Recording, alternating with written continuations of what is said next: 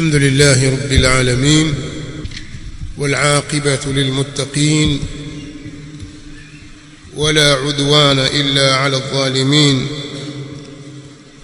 والصلاة والسلام على أشرف الأنبياء وإمام المرسلين نبينا محمد وعلى آله وصحابته أجمعين والتابعين لهم بإحسان إلى يوم الدين. أما بعد،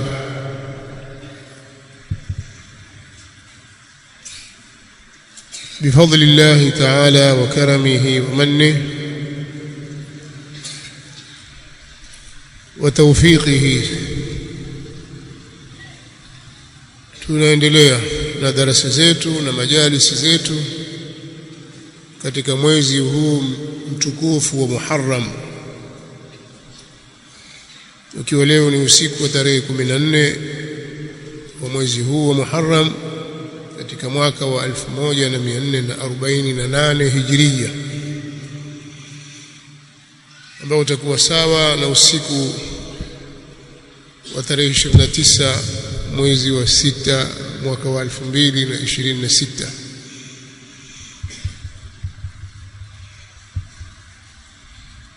Tunaziendeleza majalisi zetu hizi ambazo tunaitakidi kuwa zina faida kwa Waislamu,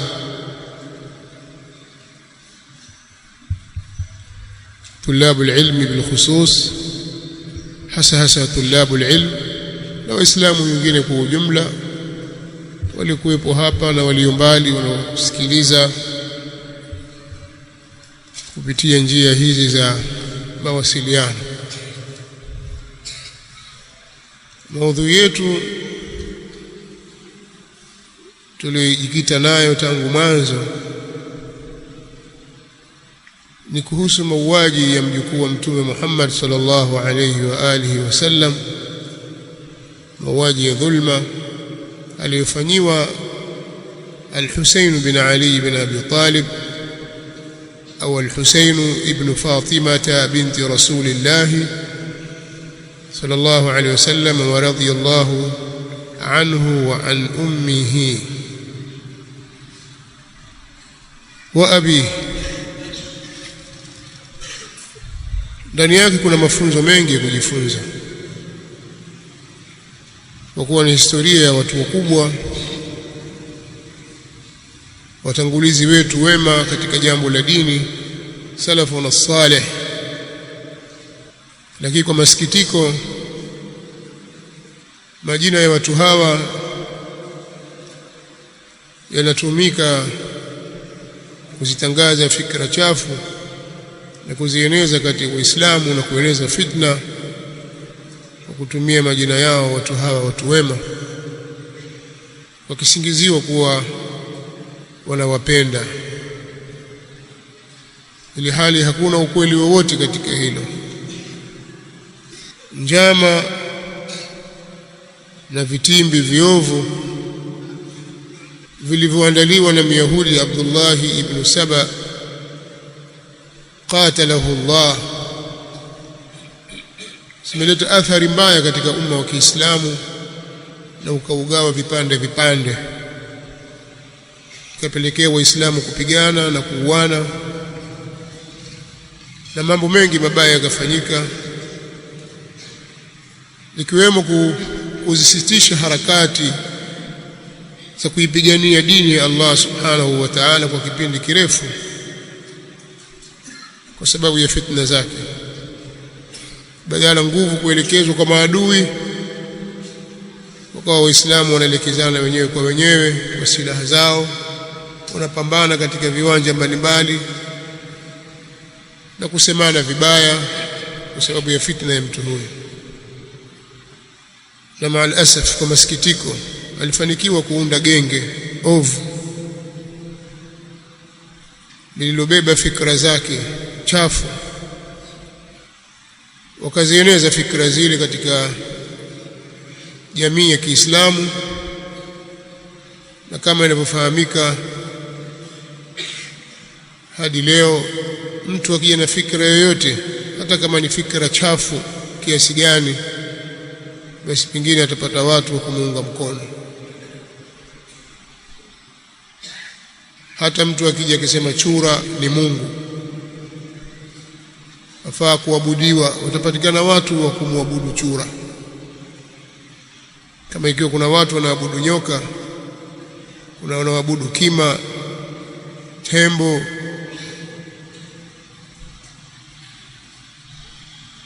na ng'ombe na vinginevyo, si ajabu hilo. Walipatikana watu waliobeba fikra zake mbaya na wakazieneza. Mfululizo wa darasa zetu umeonyesha baadhi ya matukio au baadhi ya mambo ambayo hayako katika Uislamu, lakini watu hawa wafuasi wa Abdullah ibn Saba Myahudi waliyapandikiza, na kuna watu waliamini mambo haya. Katika mambo yaliyopandikizwa na Myahudi huyu tangu siku ya mwanzo ni madai ya kwamba Ali bin Abi Talib ndiye khalifa mustahiki na ndiye imam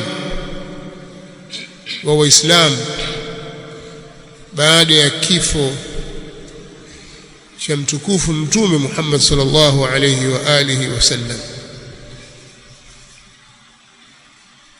na kwamba eti Mtume sallallahu alayhi wasallam alimuhusia na aliwahusia Waislamu, bali aliwatangazia kwamba yeye akiondoka duniani basi atakayeshika nafasi yake ya kiuongozi kuongoza Waislamu kiroho na kisiasa, kidini na kidunia ni Ali bin Abi Talib na watoto wake na kizazi cha Al-Hussein.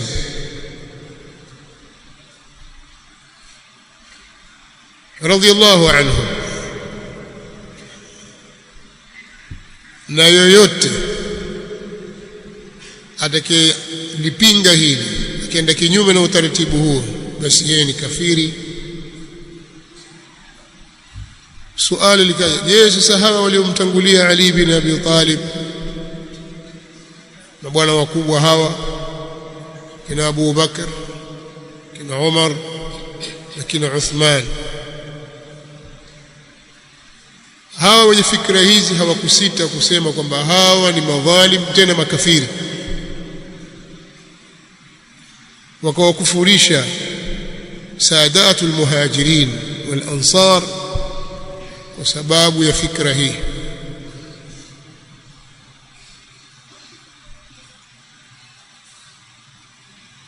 Sasa jambo hili si jambo dogo, ni jambo la hatari sana, kwa maana kwamba nataka kutuambia huu Uislamu aliokuja nao Mtume sallallahu alaihi wasallam ulikoma, uliishia pale alipofariki Mtume sallallahu alaihi wasallam basi. Na baada ya kufariki yeye, Uislamu wote ukapinduliwa, ukawa tofauti, na mafunzo yote aliyoyaacha Mtume sallallahu alaihi wasallam yakawa hayana maana yoyote, kwa sababu kuna watu waliyabadilisha wakayapotosha, na yakarithishwa hayo kwa jamaahirul muslimin, kundi kubwa la Waislamu, vizazi na vizazi vyote vilivyokwenda na kuamini utaratibu uliofanyika kuwa baada ya Mtume sallallahu alaihi wasallam khalifa ni Abu Bakar, kisha Umar, kisha Uthman, kisha ndiyo Ali. Wote hawa wako katika dhalala, yani katika upotevu, bali wanastahili kwenda motoni, kukaa motoni milele, kwa sababu ni makufara, kwa sababu asli walioegemea ni dhaifu, nyonge. Msingi waliosimamia ni mbovu, msingi wa kikafiri wa kukubali kuwa khalifa baada ya Mtume Muhammad sallallahu alaihi wasallam ni Abu Bakar, kisha Umar, kisha Uthman. Haya maneno mtu wa kwanza aliyeanza kuyaleta katika umma wa Kiislamu kwa dhahiri kabisa ni Myahudi Abdullah ibn Saba. Na maneno haya tunapoyasema sisi hatuyazui kwa utashi wetu, hatuyatungi sisi wenyewe, bali maneno haya tunayanukuu kutoka kwenye vitabu vyao walivyoviandika wenyewe, wakavichapisha wenyewe, wakavisambaza wenyewe, wakauza kwa bei wanazozitaka wao wenyewe bila kushawishiwa na mtu yote. Tena katika miji yao wameviandika na wakavichapisha katika nchi zao, wakavitawanya duniani. Kwa vitabu vyao vyaeleza haya. Sasa leo nitaleta nukuu moja, nitaanza na hiyo baada ya utangulizi mfupi nilioleta. Kwenye kitabu hiki Biharul Anwar, leo nimekuja na juzuu ya 25. Biharul Anwar kitabu kikubwa sana kwao, kwa sababu kitabu hiki mwandishi amevikusanya vitabu vya wanaozuoni wote wakubwa, vile vinne na vingine vinne na vinginevyo. Kama wewe vitabu vingine huna hivyo, Wasailu Shia huna, Kashful Ghumma huna, basi utavipata humu, kwa sababu hii ni Biharul Anwar Aljamia. Ni Biharul Anwar, bahari za nuru zilizokusanya lidurari akhbari a'immati al-athhar. Kwa kazipangilia humu, kaweka humu, na milango akaipangilia vizuri. Mwanachuoni wao wanamuita Hujjatul Islam Muhammad Baqir al-Majlisi katika juzuu 25 ukurasa wa 478 mpaka 479. Muhammad Baqir al-Majlisi anaeleza kwenye kitabu chake hiki, akimtaja Myahudi anaitwa Abdullah ibn Saba, kataja maelezo kiasi wa sanad kutoka kwa maimamu wao, yani kutoka kwa wanawazuoni wao, na wao wakinukuu maneno kutoka kwa Abu Abdullah Jaafar as-Sadiq. Huwa amesema katika aliyoyasema, akaeleza kisha akasema hivi: kana Rasulullah sallallahu alayhi wa alihi wa sallam asdaqa an-nas lahjatan wa asdaqa al-bariyati kulliha. Mtume sallallahu alayhi wasallam alikuwa ndiye mkweli kuliko watu wote, na ndiye mkweli, yani mkweli wa maneno, na ndiye mkweli kuliko viumbe wote.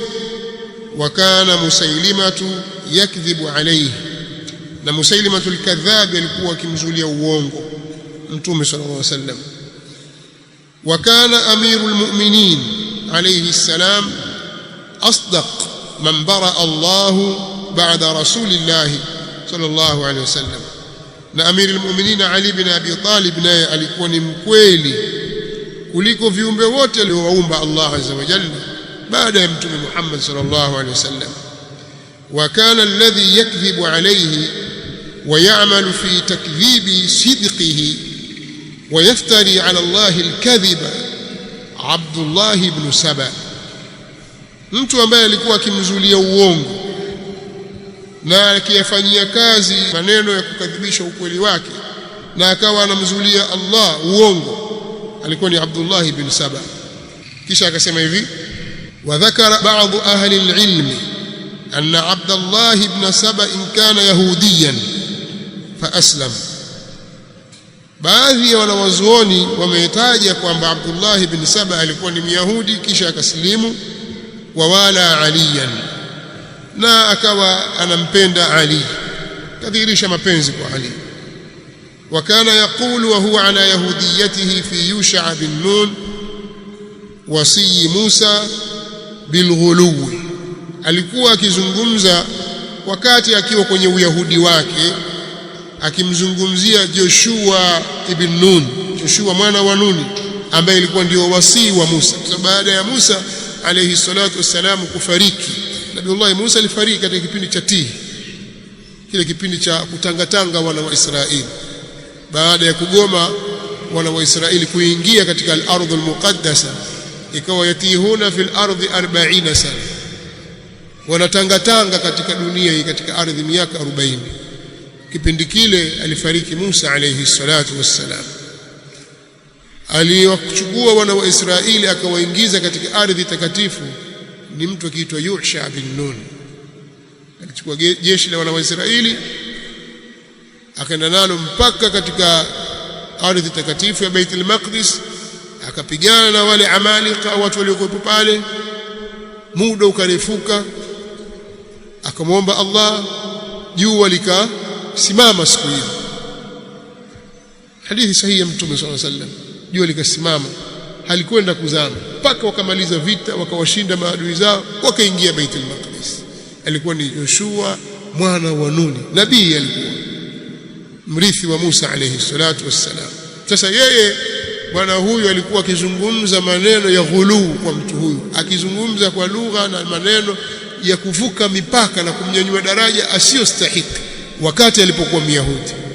Anaeleza hapa, faqala fi islamihi ba'da wafati rasulillahi sallallahu alayhi wasallam fi Ali alayhi salam mithla dhalika, akawa anazungumza katika wakati wa Uislamu wake baada ya kifo cha Mtume sallallahu alaihi wasallam, akimzungumzia Ali mfano wa hivyo, akimzungumzia Ali kwa ghulu kama alipokuwa akimzungumzia Yusha bin Nun.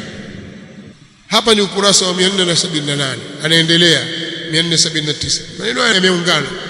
Anasema wa kana awwal man ashhara bil qawli bi fardhi imamati Ali alayhi salam, yeye alikuwa ndiye mtu wa kwanza alitangaza kauli ya ulazima wa uimamu wa Ali alayhi salam, kwamba huyu ndio imamu aliyefaradhishwa kwetu. Yeye ndiye mtu wa mwanzo Yahudi Abdullah ibn Salam. Wa adhhara albara'ata min a'da'ihi, na akadhihirisha chuki na kujitenga na maadui wa Ali. Wa kashafa mukhalifihi, na akawakashifu wanaopingana na Ali, wale wanaopingana naye. Wa akfarahum, na akawakufurisha. Haya maneno mnatakiwa muyazingatie sana, maneno haya mnatakiwa muyazingatie.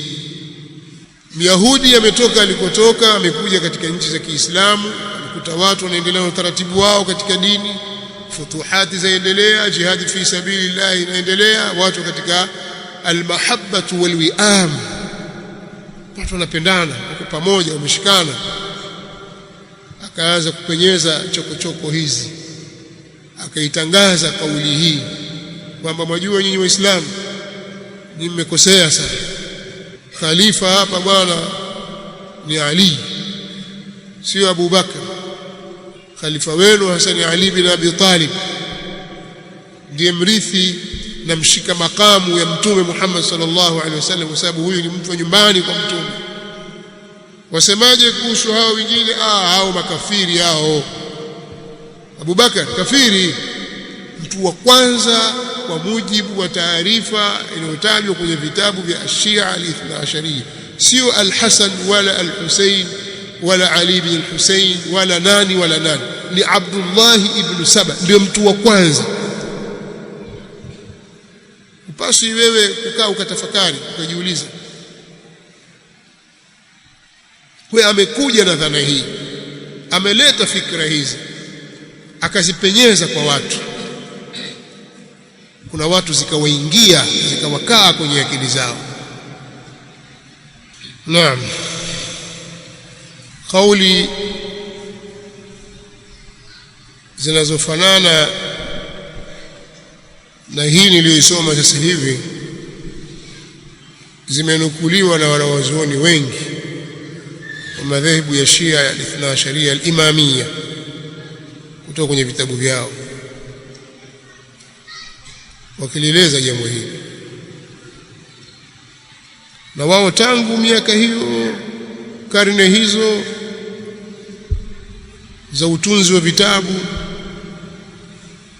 waliokufa karne ya pili, karne ya tatu, karne ya 4, ya 5, miaka yote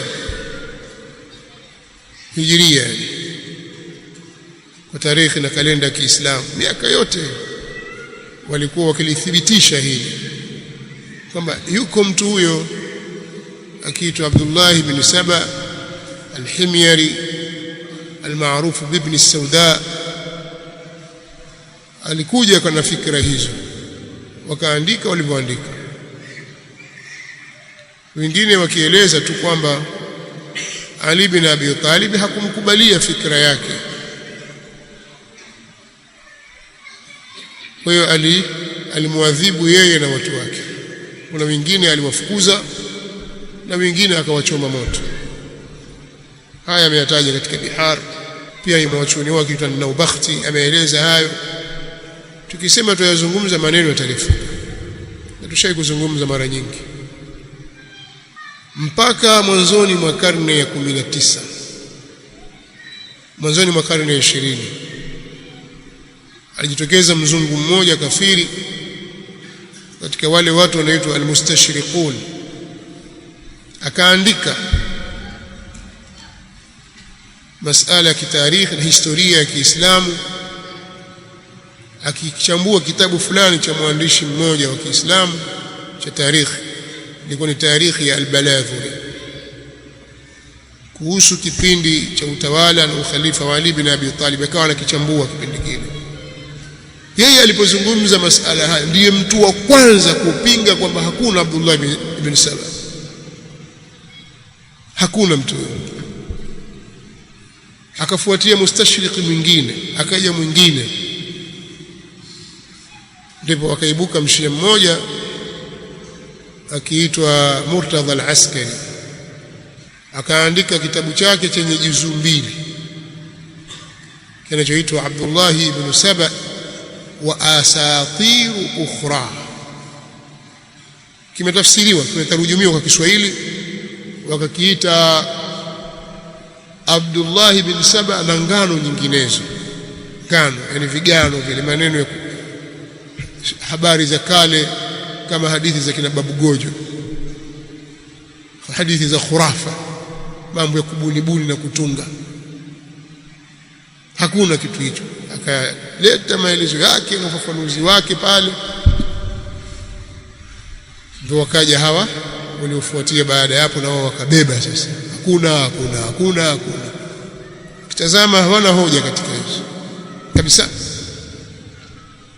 lakini kwa sababu ni msimamo unawahudumia madhehebu yao na wao kunasibishwa na mtu huyu ni aibu, kwa hiyo wakapata mahali pa kupumulia, wakaanza kumpinga. Lakini ukirudi katika vitabu vya asili utagundua kwamba kilichosemwa ni kweli, kwa sababu kimenakiliwa kwa riwaya zinazokubalika ndani ya vitabu vya ahli sunna wal jamaa. Kwa hiyo kasitazama baadhi ya riwaya tu za kina Tabari, baadhi tena zilizopita kwa Saif bin Umar akazikataa zile, nyingine akaziacha makusudi. Sijajua huwezi kwenda kusoma. Watu wangapi hapa wana tarikhul umam wal muluk katika wanafunzi nazungumza ya al-Imam bin Jarir al-Tabari. Sasa ikiwa wanafunzi au baadhi ya mashekhe hawamiliki kitabu hicho, je, mtu wa kawaida wewe akishasema kaandika, basi wewe hutakwenda kusoma, utaona ni kweli, basi itakuwa mambo ya kubuni kweli. Lakini jambo hili limekuja kuandikwa hiki kipindi baada ya ukoloni. Haya mambo yamekuja kukanushwa kipindi hiki baada ya ukoloni. Miaka yote vitabu vikiandika vikimtaja mtu huyo na athari mbaya aliyoiacha. Naubakhti katika maneno aliyozungumza anasema as-Sabaiyya qalu bi imamati Ali wa annaha fardun min Allah azza wa jalla wa hum ashabu Abdullah bin Saba, وكان ممن أظهر الطعن على أبي بكر وعمر وعثمان والصحابة وتبرأ منهم، وقال إن عليا أمره بذلك. أنا سيما سبائية ونيتكيد إمام وعلي، نقوم هو إمام فرض كتوك الله عز وجل، واني وفواسي وعبد الله بن سبا alikuwa ni katika watu waliodhihirisha matusi dhidi ya Abu Bakr na Umar na Uthmani na maswahaba wengine, na akajitenga nao na akasema kwamba Ali amemwamrisha kufanya hivyo. Anamzulia uongo Ali bin Abi Talib kwamba Ali ndiye aliyemwamrisha kufanya hivyo. Fa akhadhahu Ali akamkamata, fasalahu an qawlihi hadha, akamuuliza kuhusu maneno yake haya, wewe sasa mimi nimekutuma wewe? Fa aqarra bihi, akakiri hilo kwamba ni kweli mimi nimesema. Fa amara biqatli, Ali akaamrisha uwawe. Fasaha an-nasu ilayhi ya amira al-mu'minin ataqtulu rajulan yad'u ila hubbikum ahli al-bayt wa ila wilayatik wal bara'ati min a'da'ik fasayyarahu ila al-madain. Watu wakapiga makelele, ya amira al-mu'minin, vipi tutakumua mtu bwana? Mtu analingania watu kwenye kukupenda wewe na analingania kwenye ukhalifa wako na anatangaza uadui dhidi ya maadui zako, vipi bwana? Ali akamfukuza akampeleka sehemu za Madain. Wao Mashia wasema hivyo, na Ubakht yasema hivyo. Kwa maneno yajikariri. Kitu cha kwanza alichokisema Ali khalifa, na ndio lazima Ali awe khalifa. Abu Bakar kafiri, Umar kafiri, Uthman kafiri, maswahaba wengine makafiri. Na watu katika Uislamu wachukulia ni jambo rahisi sana. Unajua ikhtilafu za kimadhehebu hizi ukizifuatilia kila mmoja angalie msimamo wake, sisi tuwe pamoja wahda. Tutakaa vipi na mtu anasema Abu Bakar kafir au Umar kafir au Uthman? Wao wajua watu hao, ni jambo likubaliki kabisa. Sasa hawa bwana wameendelea na hizi fikra zao, wakaziingiza kwenye safu ya Waislamu, na kuna watu wakaathirika kwa nia njema tu, na wengine kwa nia mbaya, wakazibeba fikra. Sasa ni lazima mambo kama haya yawekwe katika meza ya uchunguzi. Je, madai yao na kauli zao wanazozileta ambazo wataka sisi tuamini kwamba wao wasema kweli, je, haya madai yao yana misingi yoyote? Yameegemea kwenye misingi madhubuti? Wana dalili? Wana hujja? Kwa sababu si sawa sawa kulikataa kila jambo linalokuja bila kutazama dalili na hujja zinazoletwa, wala si sawa sawa kulikubali kila utakaloambiwa bila kutazama dalili na hujja zinazoletwa. Kwa hiyo wewe unaposoma lazima uwe na mizani ya kuweza kupima mambo, misingi ya kitabu cha Allah na sunna za Mtume sallallahu alaihi wasallam na yale waliowafikiana juu yake salafu hadhihi al-umma. Sasa hawa bwana wana vitu fulani hivi wanavileta, wanavidai, tutakiwa sisi tuvitazame vitu hivyo. Muhammad Hussein al-Kashif al-Ghita ana maneno katika kitabu chake hiki Aslu Shi'ati wa Usuluha. Leo nimekuja na kitabu cha Kiswahili pia, ameyasema haya maneno katika ukurasa wa 86. Kitabu hiki kimetafsiriwa na bwana Musabbah Shabani Mapinda na kimechapishwa na Bilal Muslim Mission Tanzania, Dar es Salaam. Katika ukurasa wa 86 wa kitabu hiki huyu bwana anasema, والإمامية يزيدون على أركان الإسلام الخمسة ركنا آخر وهو الاعتقاد بالإمامة. مسكيه vizuri hapo, narudia maneno ya Kiarabu. والإمامية يزيدون على أركان الإسلام الخمسة ركنا آخر. Shia Imamia wanazidisha, wameongeza juu ya zile nguzo tano nguzo nyingine, nayo ni ya uimamu. Anasema hivyo Ushia wa Imamia au Ushia Ithna Asharia umeongeza msingi wa tano. Yeye amesema msingi wa tano, yazidun ala arkani alislam alkhams, juu ya zile nguzo za Uislamu tano wameongeza imani ambao ni itikadi inayohusu imamu, ambacho anaendelea uimamu ambacho ni cheo kinachotokana na Mwenyezi Mungu kama kilivyo cheo cha mtume mtukufu. Hii ina maana kwamba, nasoma kwenye kitabu hapa, hii ina maana kwamba kama ambavyo Mwenyezi Mungu anavyochagua katika viumbe vyake amtakaye kumpa unabii na utume na kuthibitisha unabii na utume kwa kumpa uwezo wa kufanya miujiza, vivyo hivyo huchagua katika viumbe vyake amtakaye kumpa uimamu na humwamrisha mtume wake amtambulishe kwa umma wake kuwa huyo ndiye atakayekuwa imamu baada yake. Mfahamu? Kwa lugha nyingine wanaitakidi ya kwamba katika lugha ya Kiarabu anazungumza kwamba anna al-imamata mansabun ilahiyun kanubuwa, uimamu ni cheo cha kiungu kinachotokana na Allah subhanahu wa ta'ala, kama vile utume. Kwa sababu utume huwezi ukajitahidi kwa sababu nafanya ibada sana, najitahidi mpaka niwe nabii. Fanya utakavyofanya, huwezi kuwa nabii mpaka uteuliwe, mpaka uchaguliwe. Wala si kwamba watu wamekusanyika sasa tumchague fulani awe nabii. Haiwezekani.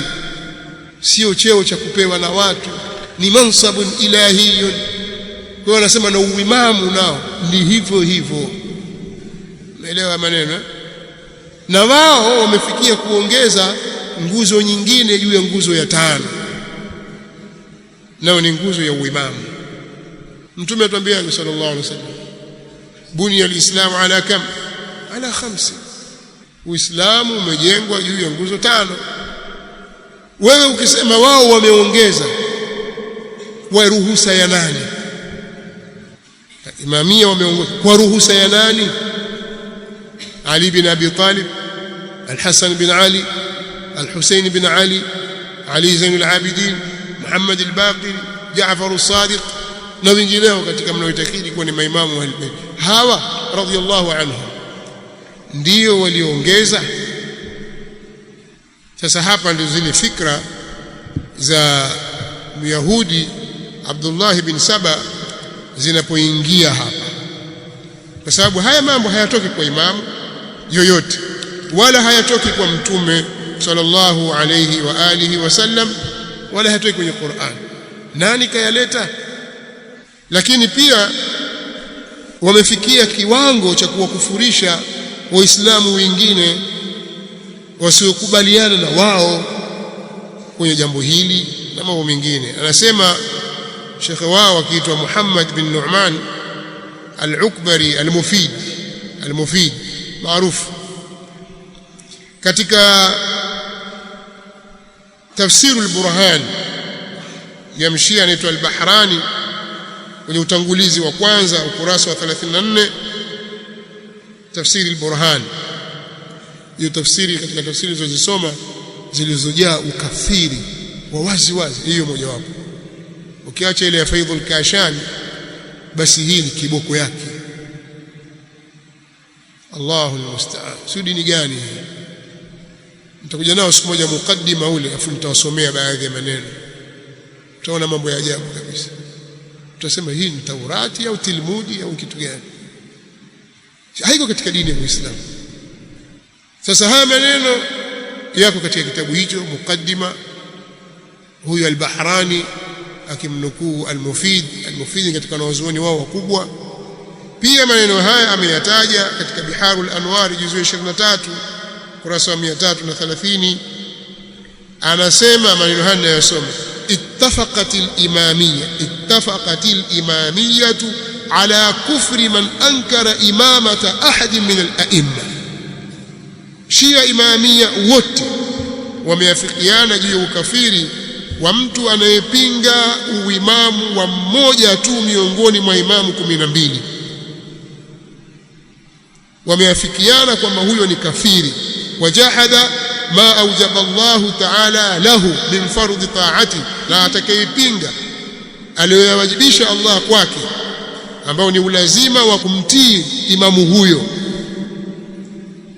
Kwa atakayefanya hivyo fahuwa kafirun dhalun mustahiqun lilkhulud fi an-nar, huyo ni kafiri mpotevu, anastahili kukaa motoni milele. Wewe ukisema bwana mimi siamini kwamba Ali al-Hadi ni imamu aliyeteuliwa na Allah, wewe kafiri, utakwenda motoni milele. Naelewa bwana athari yake namna ilivyokuwa kubwa sasa katika umma. Na maneno mengine kama hayo kwenye tafsiri al-Burhani yametajwa. Mshia huyu amemnukuu imamu wao Ibn Babawayh al-Qummi maneno kama hayo.